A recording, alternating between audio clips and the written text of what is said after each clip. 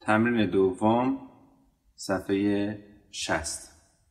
در این تمرین تا تمرین 8 ما از دانگ های ر میکرون فا سل که دانگ شور خارامون هست استفاده میکنیم که ازش فا و سل استخراج میشه. ر و میکرونش استفاده نداره. دانگ بعدی سل لا کرون سی بمول دو هست، باز دانگ شور، و بعد از اون دانگ دشتی دو ر می بمول فا استفاده خواهد شد. پرده، نیم پرده، پرده، تنینی، بقیه، تنینی. تمرین دوم، در خط اول یک پنجه‌ای داریم به این شکل که دو بم دو سی لا بم. همین پنجه یه پرده پایین‌تر از سی تکرار میشه، سی بم سی لا سل بم، و همین پنجه از لا کرون لا بم لا سل فا بم سل. در خط دوم همین جمله بدون استفاده از بم ها حذف میشن، واخون ها حذف میشن، ساده میزنیم دو دو سی لا سی سی لا سل لا لا سل فا سل.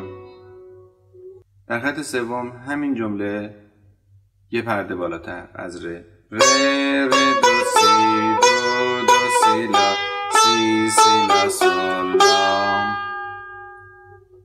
حالا انگشت اول میاد رو سی سی ر دو سی دو سی لا سل. همین پنجه دو سی لا سل یه پرده پایین تر از سی سی لا سل فا، و نهایتا روی سل میشینیم. در جاهایی که ما یک سیاه داریم و یک چنگ، در هر پا که 3 شماره داریم کافیه شماره 2 رو بشماریم، ولی در داخل دلمون بشماریم و بلند نشماریم. به جای اینکه بگیم 1 2 3 1 2 3 بگیم 1 3 1 3 1 3 2 2 سی لا. و در موقعی که چنگ داریم و سیاه 1 و 2 رو بشماریم، 3 رو نشماریم، چرا که چنگ سوم انگار رفته در دل سیاهی که بعد از چنگ اول وجود داره.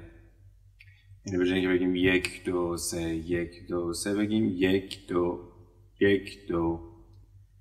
بنابراین ابتدای خط دوم به این شکل اجرا میشه که 1 3 1 2 1 3 1 2 2 2 سی لا. این تمرین رو با سرعت 80 اجرا میکنیم.